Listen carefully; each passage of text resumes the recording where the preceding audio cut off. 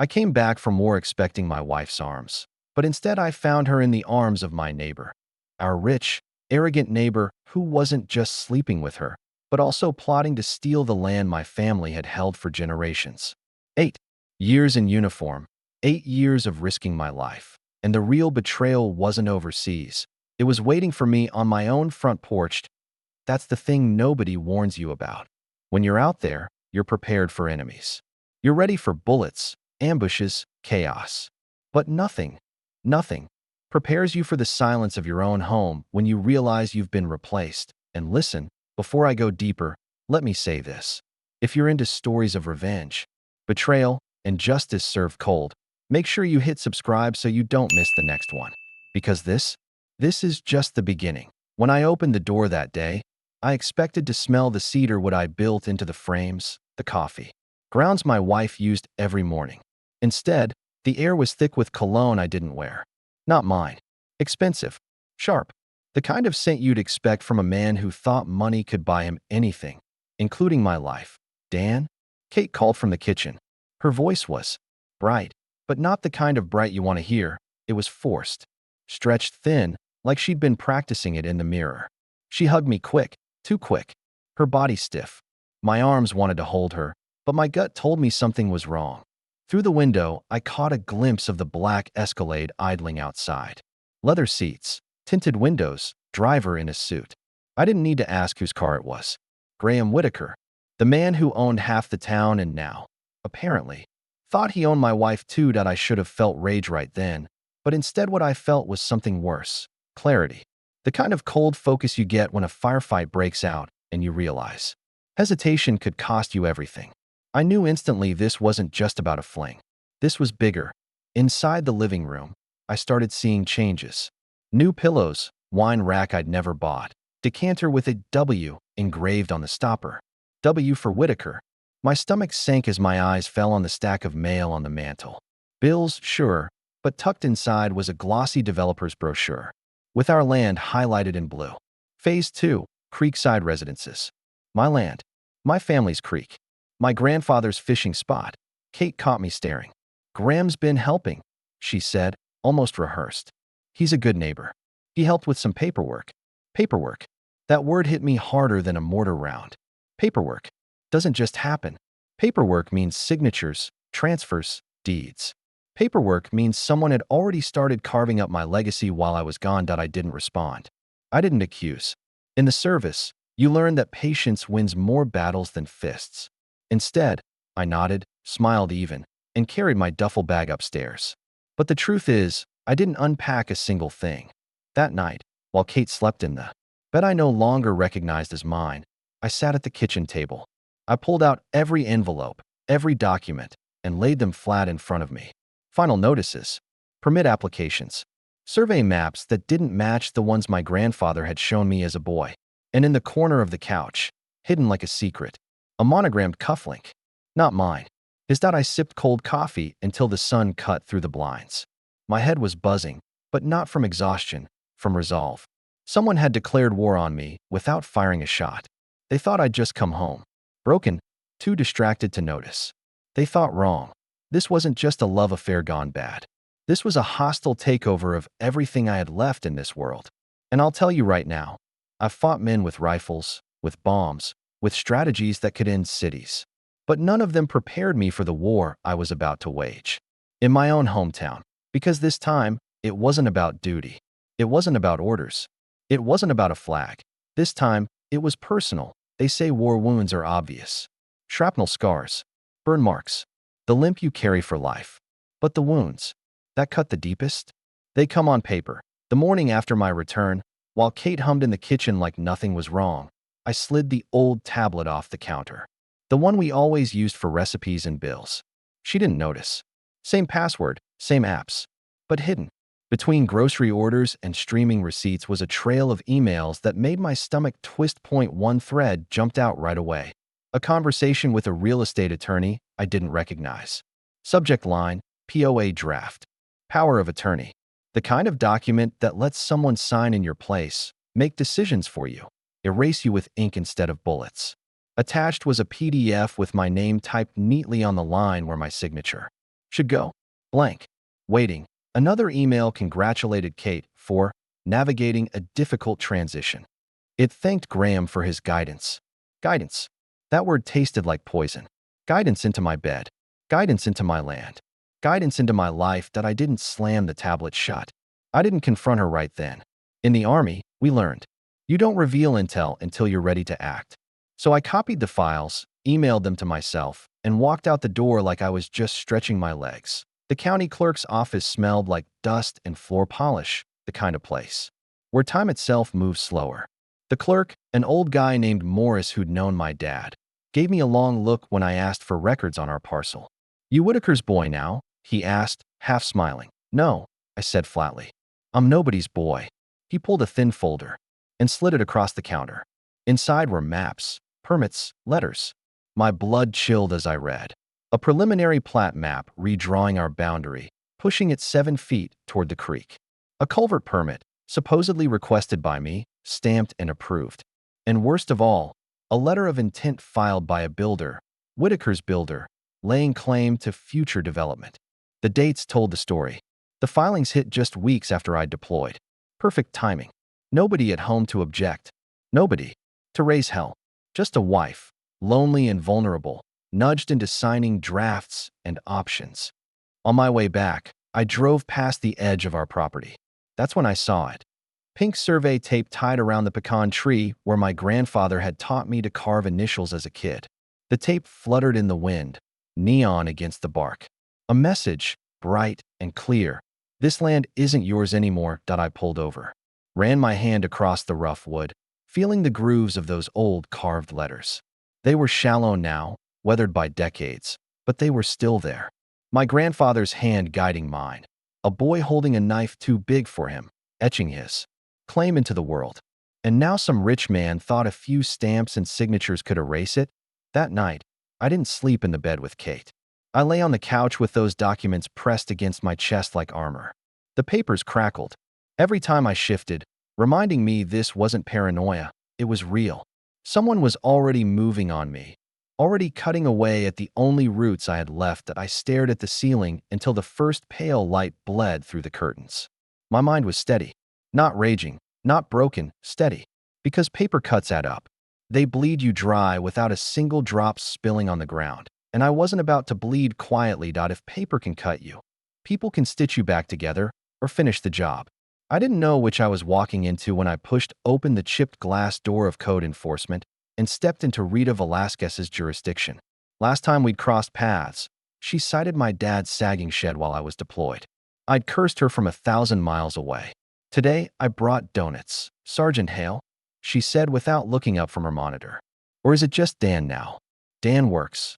I answered, setting the pink box down like a peace offering. Cinnamon twists are a bribe. And a thank you, depending on where this goes. Her mouth twitched. Flattery is cheaper than fines. What do you need? I didn't tell her about the cologne or the cufflink. I told her about the culvert permit I supposedly requested and the boundary line that had mysteriously shifted toward the creek. Her fingers moved fast over the keyboard. On the wall, a dusty flat screen flickered to life with the city's GIS map. She zoomed to my parcel, then to the lots Whitaker had picked up over the past 5 years. Little pins like chess pieces lining the creek. Here, she said, tapping a fingernail against the screen. This is how he plays. He starts with emergency maintenance on a neighboring parcel, storm washout, erosion, somebody's fence collapsed, temporary pumps, temporary pipes. Then he files a corrective plat, swears he's just tidying the line, and by the time folks realize what changed, the paper's old and the stakes are new. I watched the parcels flash as she toggled dates. The pattern jumped out like tracks in snow: complaint, emergency, corrective plat, permit, pressure. You cited my dad, I said. To my own surprise, she didn't blink. Your dad ignored 3 notices and told me my job was to look the other way. I don't look the other way. Not for him. Not for Whitaker. She clicked again. You want help. You keep your cameras on your land. You don't trespass, and you log everything. Time, date, weather, who you spoke to. Understand. I understand. I said, do you think he's already touching the creek? Her eyes flickered, the only sign of sympathy I'd seen from her. If he is, he'll do it at night. And he'll call it something else. I left with a stack of public forms, a crash course in municipal loopholes, and a number scribbled on a sticky note. If you find something, call before you react, she said. Reactions get you sued. Records get you heard. The Maple Ridge Diner was 2 blocks away, all chrome edges and coffee burnt just right. The bell jingled, and Owen Pierce glanced up from a booth, half expecting me, half expecting a punch. He'd written a brutal column about my dad's late taxes the year before he died. I hadn't forgotten. Dan, he said, motioning to the opposite bench. Before you say it, I wrote what was on the record. I don't write apologies, but I do write follow-ups. I'm not here for an apology, I said, sliding in. I'm here for receipts. He smirked like a man meeting a worthy rumor. From a folder, he pulled stapled packets, email logs, donation reports, committee minutes. I've been filing FOIAs since spring. Whitaker's office emails the planning chair on Sundays. Who does that? With phrases like happy to support the community center alongside reminders that certain approvals are time-sensitive. Not illegal by the letter, but it reads like a velvet choke. He flipped to another page, a list of anonymous contributions to a civic group backing the new development. The totals lined up with dates my boundary mysteriously shifted on a draft plat. You see this rhythm? He said, tapping the columns. Outreach, donation, permit. Outreach, donation, permit. Rita told me his first move is always an emergency next door, I said. Owen nodded. And the second move is convincing. You're the out-of-towner in your own house. He slid a recorder across the table, but didn't press play. Off the record, do you have anything besides a bad feeling? Not feelings, I said. Files. And a creak that's lower than it should be. His eyebrows rose. Lower how? Enough that minnows are clustered where they never were. Like something upstream is redirecting the flow. I surprised myself hearing it out loud. The details sounded obsessive until I saw him jot it down with a reporter's hunger. Then, don't go upstream, he said. Not alone. You're the story, not the martyr. Bring a camera. Bring a timestamp. Bring patience. Patience. Everyone kept circling back to that word like it was the only weapon I had left. At dusk, I took the long way home on foot, cutting behind the hardware store and across the back of the pastor's field, skirting fences until the creek's chatter took over the sounds of town. It was thinner today. My ears knew it before my eyes did. I killed my phone's screen, letting it adjust, then lifted it again for a low-light video. Time, date, GPS, locked in the corner. Evidence breathes better when it's quiet. A dragonfly skimmed the surface. From farther up, where Whitaker's model homes had sprouted like weeds, I heard it, a steady mechanical hum. Not loud, persistent. The sound of a pump wearing a mask. I followed the noise along the water, staying on my side of the line. A section of the opposite bank looked wrong. Fresh fill, tamped down, and a plywood panel painted the exact color of dirt tucked into the reeds. Someone had tried to make ugly look natural. Moonlight found the seam, a thin silver thread betraying the lie. I zoomed in with my camera. The panel hid the mouth of a corrugated pipe, water dribbling in a steady, unnatural stream. Not a flood. Fix. A sneak. I recorded 30 seconds, then a minute, then 5, whispering the time under my breath like a prayer. When I lowered the phone, I realized I wasn't alone. Caught a base here last week, a voice said from the darkness. I turned and found Mr. Alvarez, retired lineman, widower, always at sunrise mass, standing with a cheap rod and a headlamp. Smaller than it used to be. You fish at night now? I asked. He shrugged. Only time the trucks ain't running. He jerked his chin toward the subdivision. They come late. Back it up to the fence, hiss and hum. Thought I was crazy till I started recording the sound, too. He tapped his phone. Neighbors sleep through anything but gossip. You didn't hear it from me. Before I could answer, headlights swept the tree line from the other side. Too slow for a cop, too sure for a teen. The beam drifted over the reeds, then away. I ducked instinctively, not because I was trespassing, I wasn't, but because you. Don't let the other side know you've seen what they're hiding. Alvarez moved first. Night, Dan, he said loud enough to carry. Tell your granddaddy his creek still runs truer than most men. He shuffled off, leaving me with the hum, the pipe, and a choice. I could march up the hill, bang on a show-home door, and scream. Or I could do what Rita asked. Log everything, touch nothing, and let the right people step onto the stage at the right time. Rage makes good television. Records make good cases. On the walk back, I stopped at the 24-hour pharmacy and bought a hardback composition notebook. At home, I printed screenshots of the video with timestamps and taped them into the first pages like a field journal. I wrote down the weather, the phase of the moon, the exact words Mr. Alvarez used. I detailed the hum's pitch, ridiculous, maybe, but later a technician could match it to a model. I listed every person I'd spoken to: Rita, Owen, Morris at the clerk's office, Kate. No, not yet. Not until I had more than cologne and a brochure. The house was dark when I slipped in. From upstairs, the creak of a floorboard, the one that always squeaked beneath the left side of the bed. Silence afterwards, then a whispered laugh. Maybe the TV, maybe a phone call. I didn't go check. I had a ward, a plan, and a heart to keep. From bleeding out at the kitchen table, I lined up 3 pens, clicked open a fresh email draft to a veterans legal clinic I remembered from a flyer in the post office, and typed the subject line: property dispute, time sensitive. My fingers hovered over send. Patience, I reminded myself, isn't waiting around. It's loading the magazine carefully so you don't jam when it counts. I hit send. The next move wouldn't be mine alone. I had a code officer who didn't blink, a reporter who smelled a pattern, a neighbor who recorded the night sounds of theft. I had a creek that refused to pretend the water was doing what a rich man said it was doing.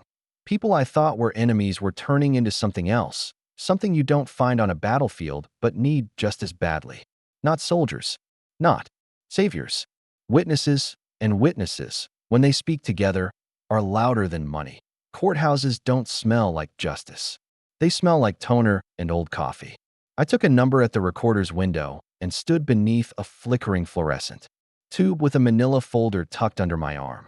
Inside were screenshots, my field journal, and a thumb drive with video of the midnight drip from a pipe that wasn't supposed to exist. A week ago, I would have marched into Graham Whitaker's office and demanded answers. Today, I was here to file something colder than anger, a notice that turns land radioactive. Next, the clerk called. I slid the form across the counter. Lease pendens, I said. Property in dispute. She read my parcel number, stamped the page, and the thunk of that seal sounded like a door locking behind an intruder. Instrument number on the receipt, she said. Once this posts, any buyer will see it. Good, I said, pocketing the copy. Let them see. The Veterans Legal Clinic was 3 blocks away, tucked between a barber and a pawn shop. Inside, it smelled like lemon cleaner and new carpet, clean start territory. The attorney introduced herself as Nisha Patel, small, steady eyes, sleeves rolled to her elbows like she was here to lift something heavy. Tell me the story once, she said, clicking a pen. Then we'll turn it into a strategy. I laid it out without fireworks. The boundary shift, the culvert permit, I requested, the pipe in the reeds, Kate's emails with a stranger pushing a power of attorney. She didn't flinch. She circled dates, drew arrows, and on a legal pad wrote 4 words in a column: freeze. Protect. Expose. Enjoin. Freeze we just did, she said, tapping the pad. The lease pendens tells the world you're fighting. Now protect. 2 fronts, the barn and the creek. How old is the structure? My great-grandfather carved his initials into a support beam, I said. I don't know the exact year. Then, we get certainty, she said. Historic designation can't stop everything, but it slows demolition to a crawl and forces review. As for the creek, you're sitting on riparian habitat. A conservation easement backed by a reputable land trust would run with the land. Even if someone bought the parcel out from under you, they couldn't do what they think they can do. Can I do that while I'm in a dispute? I asked. You can do it because you're the owner of record, she said. And because no, court has told you otherwise. We'll be careful with notice, but the law favors public values here. She slid me a printed list. Call the River and Ridgeland Trust. Ask for M or Maya. Tell them you have baseline documentation, photos, dates, video. You'll need a baseline report and a survey of the ordinary high water mark. She underlined the last word, enjoin. If Whitaker, or anyone under his banner, touches the creek again, we seek a temporary restraining order. Judges like quiet paper and clear harm. What about Kate? I asked, the name landing like an uninvited guest between us. She's your spouse, not your enemy," Nisha said, not unkindly. "But right now, treat her as a person who may be called to testify. Keep your conversations factual, brief, and documented. If you file for separation, do it without theatrics. Judges notice who performs and who prepares." I left with a checklist and a strange feeling in my chest, something like calm wearing armor. I wasn't swinging anymore. I was building a net. At the barn, dust hung in the air like memory. Sunlight spilled through warped boards in long, patient stripes. I set a ladder under the south beam and climbed until my face was nose to wood. There they were, initials cut by a hand steadier. Then mine, letters weathered but proud. I rubbed pencil over paper until the graphite found the grooves, an old scout trick, and slid the rubbing into a plastic sleeve. Then I took photos of joinery most people never notice: mortise and tenon, square nails, a brace with carpenter's marks the color of old tea. Time signed this place a dozen different ways. A kid on a dirt bike slowed at the road and stared. "You moving the barn, Mr. Hale?" "No," I said. "I'm making sure no one else does." Back at my kitchen table, I called River and Ridge. A woman answered on the second ring. "M speaking." I told her about the creek, the minnows congregating where they never had, the pipe that whispered at night.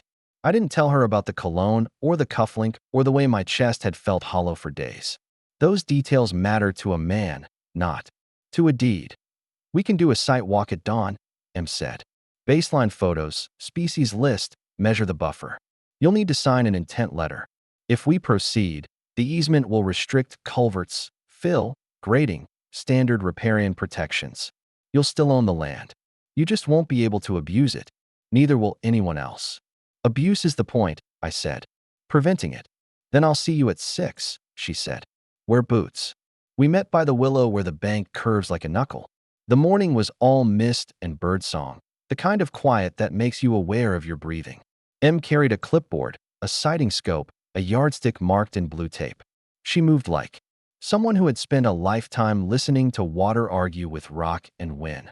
"Box turtle nest," she murmured, kneeling by a sandy patch with for careful divots. "Old, but good sign." She scooped a handful of gravel from the shallows and splayed it across her palm. "Caddisflea cases. Healthy stream. Less silt than I feared. See how they glue on the tiny stones. If someone dredged upstream, this would be soup." She stretched a tape from the water's edge to the old fence. 42 feet, she said. "Your riparian buffer is already generous.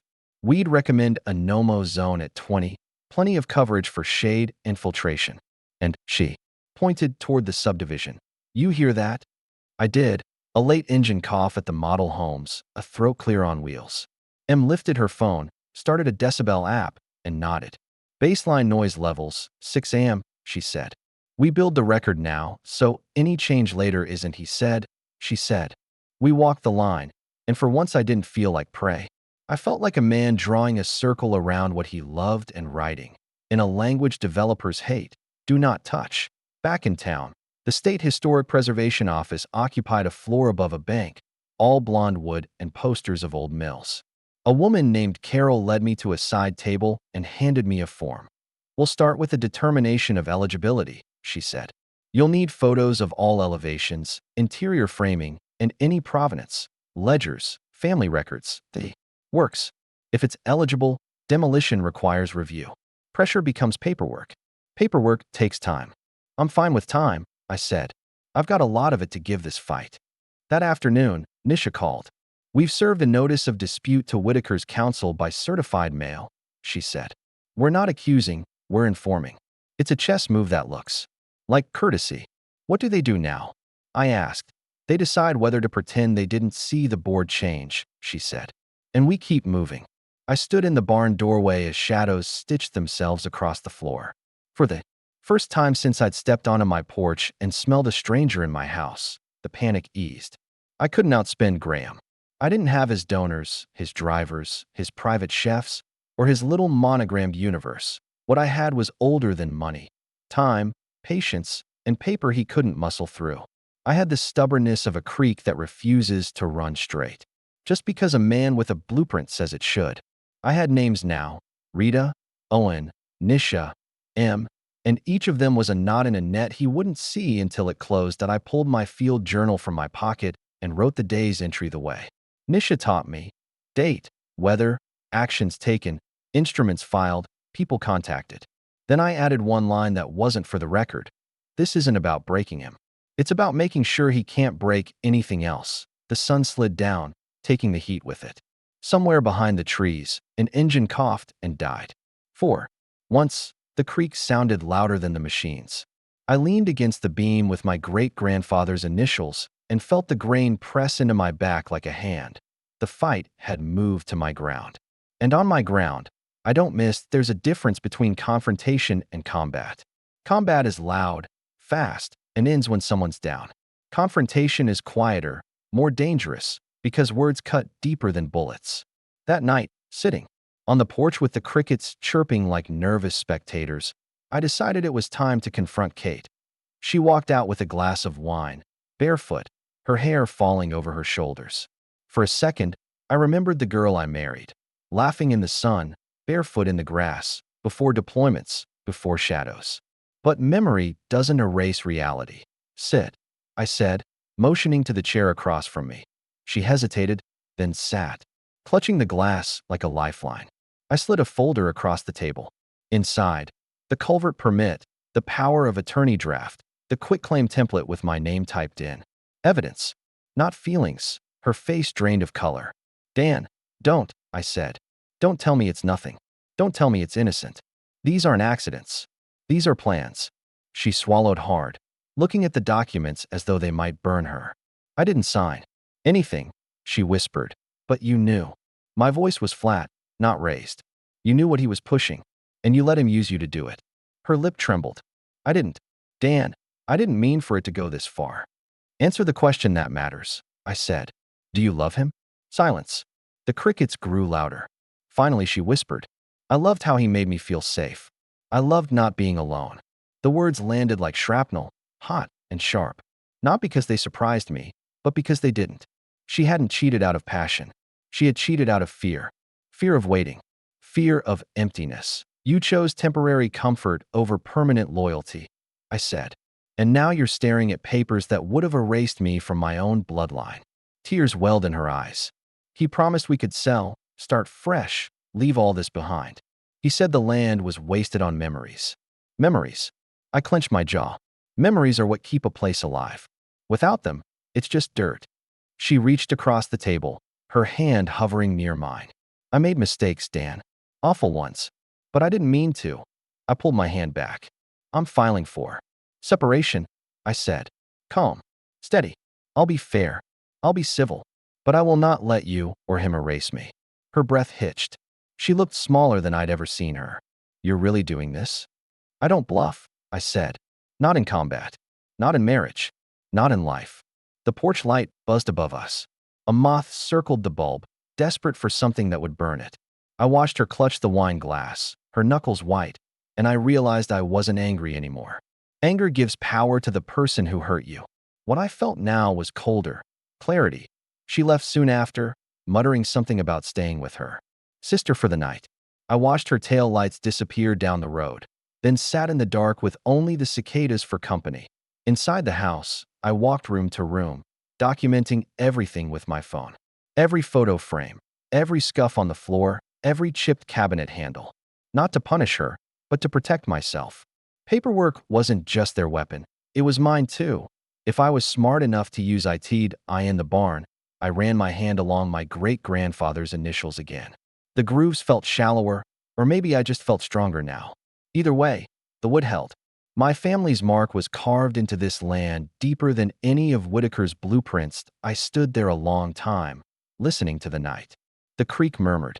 In the distance, stubborn and steady. I wasn't broken. I wasn't lost. I was a soldier who'd just chosen his battlefield. And the next time Whitaker thought about my land, my marriage, my life, he'd find me waiting. Not raging. Not reckless.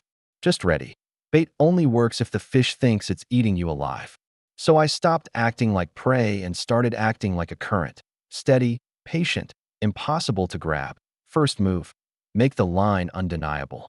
I hit the hardware store for fluorescent boundary caps, steel survey stakes, and a handheld GPS that logs coordinates to the inch. The kid at checkout asked if I was starting a fence. Starting a record, I said. Back home, I walked the perimeter. With a tape and a notebook, planting each stake on the original survey points and photographing every one with time, date, and GPS burned into the image. I printed the photos and slid them into plastic sleeves like evidence exhibits. No spray paint. No guesswork. Numbers don't blink.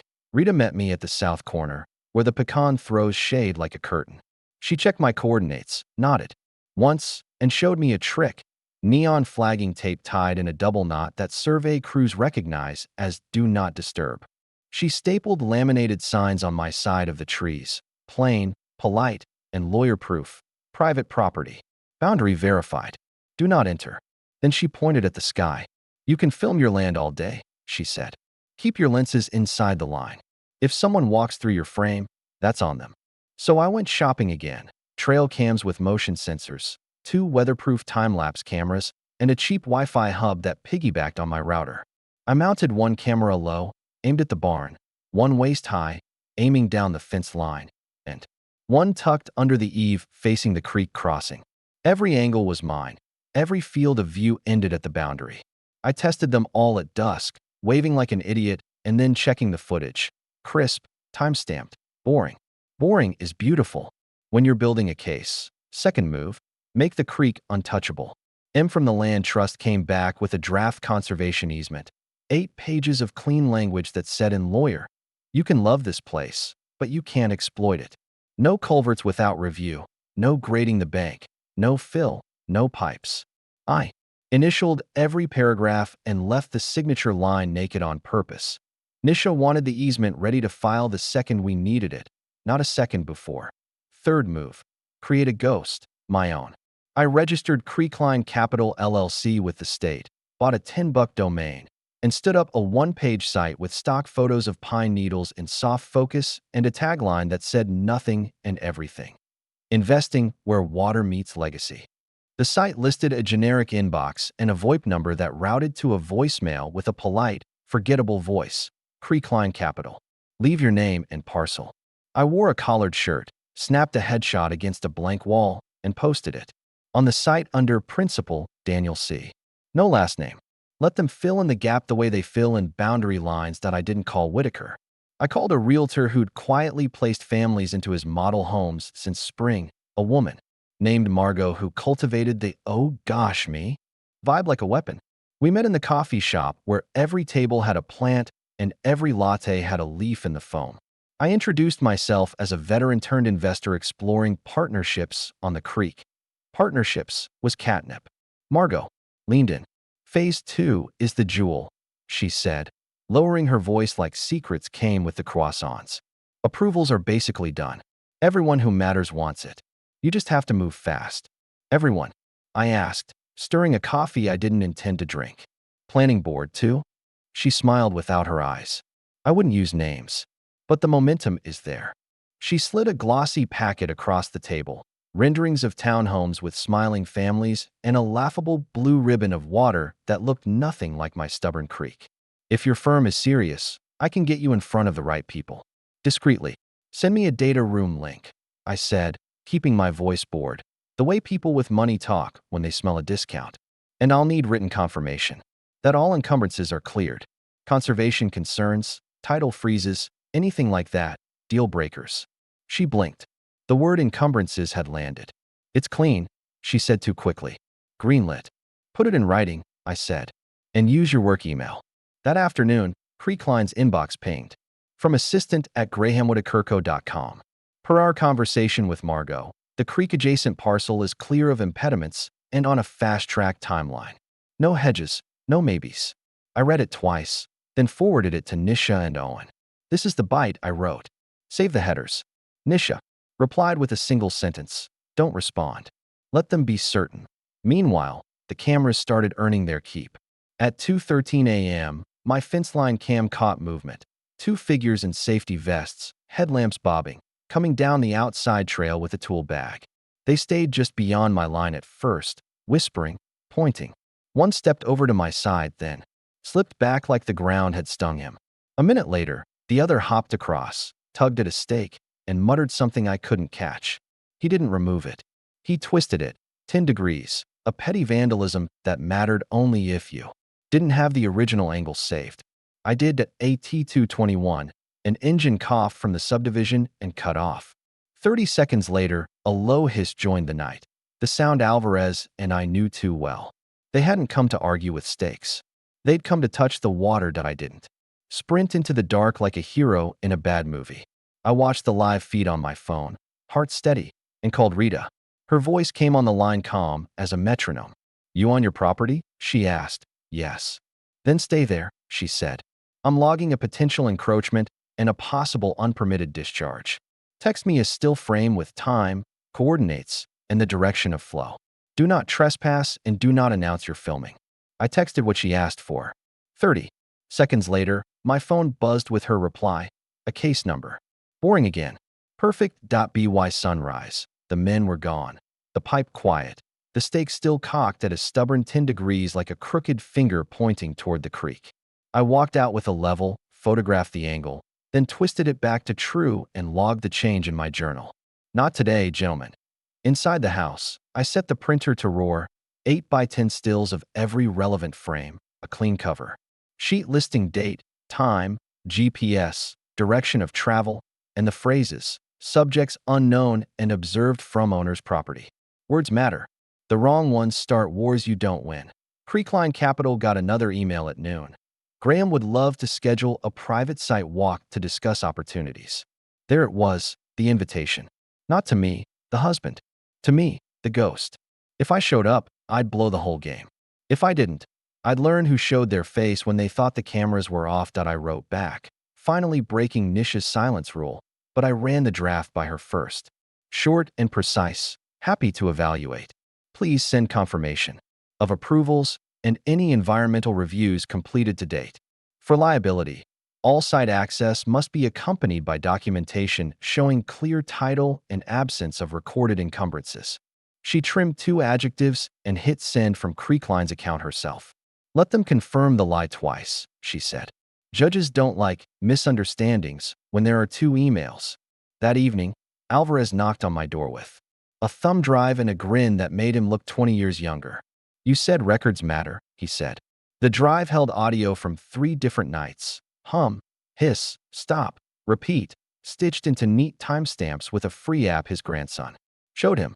He'd even printed a little chart of decibel levels, hand-labeled in shaky pen. I scanned the pages and slid the originals back into his hand. "Keep these safe," I told him. "Your notes are gold." As the sky went lilac, I walked the line. One more time. The cameras blinked their tiny status lights like distant stars. The creek kept its own counsel.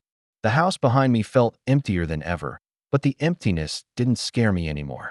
It gave me room to plan. By the end of the week, I had a folder labeled bait. Emails from Whitaker's people claiming clean approvals, glossy renderings with my creek turned into a cartoon, midnight footage of men fiddling with stakes and babysitting. A phantom pipe, an old man's audio diary of machines pretending to be night. I also had a second folder labeled net, the lease pendants receipt, the easement draft with my initials on 8 stubborn pages, a template motion Nisha had prepared in case we needed a restraining order on an hour's notice that I didn't text Kate when her car didn't show up that night. I didn't check her location or scroll back through old photos and ask what I'd missed. The version of me who begged for explanations had left with her tail lights days ago. The version of me who stayed knew that grief is a tool if you sand down its edges. It teaches you what to hold and what to let go. The trap wasn't dramatic. It didn't snap shut with blood and noise. It was a tight door in a narrow hallway, and Whitaker was walking toward it whistling. All I had to do was keep tightening the screws and make sure they didn't squeak. When the reply came from his assistant, "All clear. Sunday, 8 p.m., access via model home gate. Graham appreciates your discretion." I forwarded it to Nisha, Rita, and Owen. Then I sat very still, listening to the creak and the tiny clicks of my cameras, and smiled for the first time in weeks. The hook was set. Whitaker believed in noise.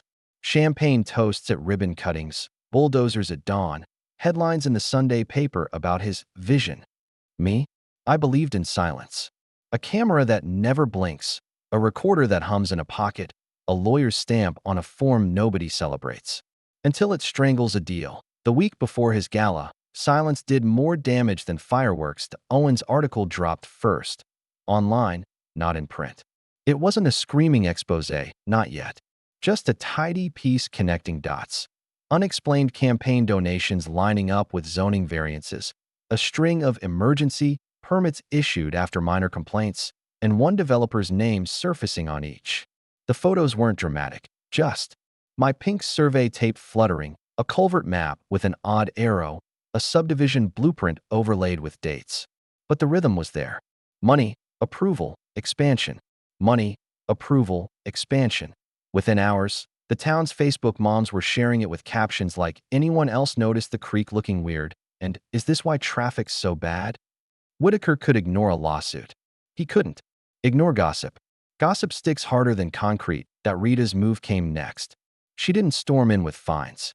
She slid an official notice onto his desk, a preliminary violation citing unpermitted discharge observed adjacent to protected riparian buffer. The language was dry, bureaucratic, but the implication screamed. A violation meant a record. A record meant delays. Delays meant money bleeding out by the day.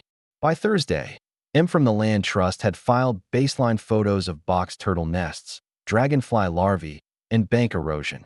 Images stamped with GPS, date, and her nonprofit's logo. They weren't accusations. They were facts. Facts the State Preservation Office and the Department of Natural Resources now had on file. The creek wasn't just mine anymore. It belonged to anyone who cared about clean water and habitat. Friday morning, Creekline Capital, my ghost, received a second email from Whitaker's assistant, smoother this time, promising all due diligence. Satisfied and offering to host a confidential investor walk. I didn't bite. I forwarded it to Nisha, who smiled like a chess player watching a queen walk into a trap. "Two lies in writing," she said. "If they keep digging, they're the ones burying themselves." That night, Alvarez stopped by. Again, he didn't knock, just waved his phone at my window. I stepped outside, and he hit play. A low, steady hum punctuated by a cough of machinery. He'd recorded it from his porch, 3 blocks away. "Not just your creek," he said. "The whole valley hears it." By Saturday, the council chair had called an emergency meeting. They didn't mention Whitaker by name, but the word moratorium floated like a storm cloud. When developers hear moratorium, they hear money burning. And yet Whitaker still sent the gilded invitations for his Sunday gala, printed on cardstock so thick you could build walls with it. The theme, a vision for Maple Ridge. Gold. Script, black ink. Dinner under a tent strung with lights by the creek he thought he owned. He didn't cancel because men like him don't retreat. They doubled down.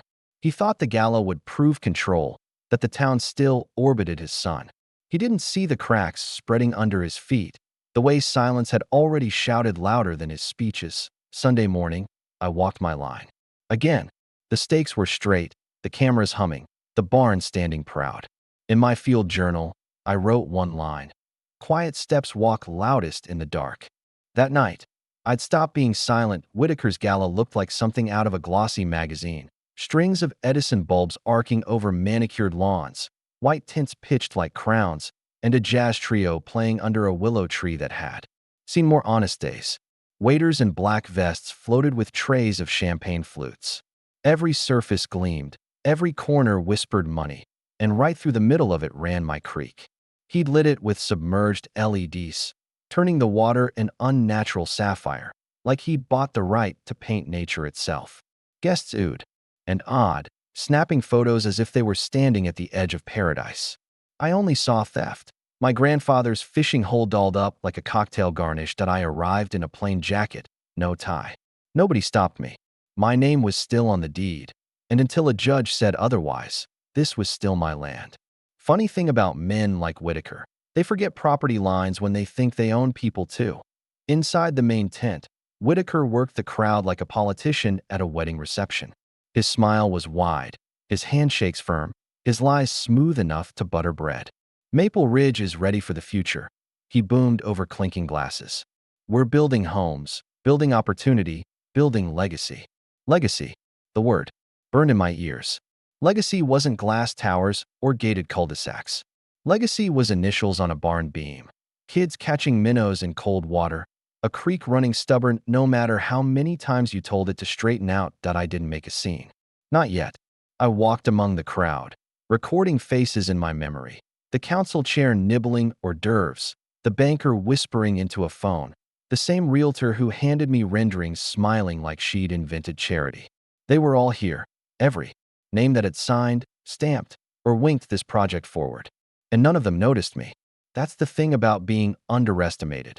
It makes you invisible until you decide otherwise. On a small stage at the back of the tent, a projector hummed, looping slides of Phase 2, Creekside Residences. Perfect lawns, perfect families, a perfect LIE.at. Exactly 8 p.m., my phone buzzed. A text from Owen, article scheduled, goes live in 20. Another from Rita, case number filed. Don't rush, just time it right. I slipped a USB drive into my pocket, the one with my own slides. The crooked stake caught at 2:13 a.m., the pipe hidden behind a plywood panel, the lease pinned in stamped in blue, M's turtle nest photos. Not speculation. Evidence. Whitaker spotted me near the bar. His eyes narrowed just a fraction before his grin widened to full wattage. Dan Hale, he announced, loud enough for the nearest dozen guests to hear. Back from serving our country. To see our town thrive. Folks, let's give this man a hand. Polite applause. Champagne glasses lifted. Smiles too tight. I shook his hand, felt the softness of his palm, and leaned just close enough to whisper, "You decorated my creek without asking." His grin twitched. "Your creek? Don't be ridiculous, Dan. This is progress." I smiled back, calm and steady. Progress doesn't need plywood panels and midnight pumps. He blinked. For a moment, the mask slipped, and I saw the sweat gathering at his temple. But then the jazz trio swelled, and another guest pulled his attention away.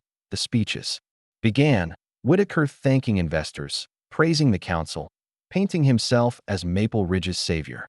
I stood at the edge of the tent, my thumb brushing the USB in my pocket, waiting for the moment the music dimmed and the crowd leaned in.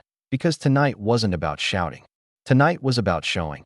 And when I finally stepped forward, the truth wouldn't just speak. It would roar. The jazz trio faded out, replaced by the soft clink of forks against china. Guests settled into their seats under the glowing tent, the creek glowing blue like some tamed beast at Whitaker's command. He took the stage, microphone in hand, savoring the hush. "Friends," he began, his voice rich and smooth. "Tonight, we stand on the shoulders of legacy. We honor the past while building the future. Homes, jobs, prosperity. Maple Ridge deserves nothing less." Applause rippled, polite and hollow. I waited by the projector, hand brushing the USB in my pocket. Whitaker launched into another story about community vision, but this time the vision wasn't his alone. I stepped forward. Calm, not dramatic, just steady. "Mind if I share a few slides?" I asked, loud enough for the mic to catch. The room went quiet. Whitaker's smile froze. "Dan, this isn't." But I was already plugging in the drive. The projector blinked, and the first image appeared. A crooked survey stake, timestamp glowing at 2:13 a.m. A ripple moved through the crowd. Click. Next slide. A plywood panel in the reeds, moonlight tracing the seam. The whisper of the hidden. Pipe captured in a caption. Observed discharge, July 11th, 2:21 a.m. Click. Next slide. The lease pinned in stamped in blue ink. Property in dispute. Click. M's photo of a turtle nest, logo of river and ridge in the corner. Protected habitat. And finally, the email, headers intact, from Whitaker's own assistant, promising clear of impediments. While the evidence showed otherwise, the room erupted, not in cheers, but in murmurs, gasps, the kind of noise you can't control once it starts. Council members leaned toward each other. Bankers checked their phones. The realtor paled. The air itself seemed to turn heavier. Whitaker tried to laugh, voice cracking. "This is a misunderstanding. A veteran with too much time, too." "Misunderstandings," I said, advancing one more slide. It was the second email, the one confirming the lie again. "Both on your letterhead?" Silence. The kind that drowns. Owen's article dropped right then, scheduled perfectly. Phones buzzed around the tent as guests read headlines. Whitaker development tied to midnight water diversions, questionable approvals. Screens glowed like tiny torches, illuminating faces gone pale. Rita arrived at the edge of the tent, badge on her belt, calm as stone. She didn't storm the stage. She didn't need to. Her very presence was enough. Preliminary violation has escalated, she said clearly. Formal investigation underway. Whitaker's mask finally cracked. His hand shook around the microphone. You don't understand. These are technicalities. Legacy isn't paperwork, I said, voice even. It's what you leave standing when you're gone. And you tried to bulldoze mine. The crowd shifted. Investors slid toward the exits, their shoes crunching gravel like gunfire. The jazz trio packed up quietly. The golden tent looked smaller now, cheap against the weight of truth pressing down on it. Whitaker lowered the mic, sweat dripping down his temple. For the first time, he wasn't the man with all the answers. He was just another thief caught in the light that I stood still, watching him sink, not with rage, not with triumph, but with clarity. Because tonight, the war wasn't won with fists. It was won with silence, patience, and paper that refused to be ignored. And for the first time in years, I felt the weight lift from my chest. The morning after the gala, the town felt different. The air wasn't cleaner, the roads weren't smoother, and the creek didn't suddenly sing louder. But something had shifted. People looked each other in the eye again. Whispers carried truth instead of rumors, and Whitaker's name had turned. From a promise into a warning, WY Monday, his investors had scattered. The bank froze his lines of credit. The council announced a full review of his permits, and his assistant, the one who'd signed those emails, quietly resigned. Money can build towers, but once trust collapses, even towers crumble. Kate filed her own papers that week. Separation, no contest. She left town, chasing some version of security that had never been real. I didn't chase her. I wished her peace, but I owed my loyalty to a creek, a barn, and a name carved into it long before either of us was born. The barn? It's not just a barn anymore. With the help of the land trust, it's on the register as a heritage site. School kids come on field trips, running their fingers over the old beams while teachers explain how families once built with hands, not machines. And every time I hear a kid gasp at the initials, I feel my grandfather's hand steady on my shoulder again. The creek? Protected. The conservation easement locked it up tighter than any fence. No pumps, no pipes, no fake sapphire lights. Just water running the way water wants to run, stubborn, free, untamed. Me? I didn't just survive. I started building. Not houses for sale, but workshops for veterans who needed more than thanks. They needed ground to stand on. We carve wood, mend fences, plant trees, and sit around fires telling stories that don't make headlines but matter more than most news. Sometimes I walk the property line at dusk, watching the fireflies spark like little lanterns above the grass. The cameras are still there, blinking green, but I don't check them as much anymore. The war is over. The land is mine. The silence is finally peace, not a weapon. And yet, I'll never forget the lesson. That revenge isn't fire. It's patience. It's paper. It's knowing when to stay quiet and when to roar. Oh, that's my story. Now I want to hear from you. Did I do the right thing? If you were in my boots, would you have fought the same way or taken a different path? Make sure to hit subscribe so you don't miss the next story. Give this video a like if you stayed with me till the end, and drop a comment to let me know, what would you have done in my place?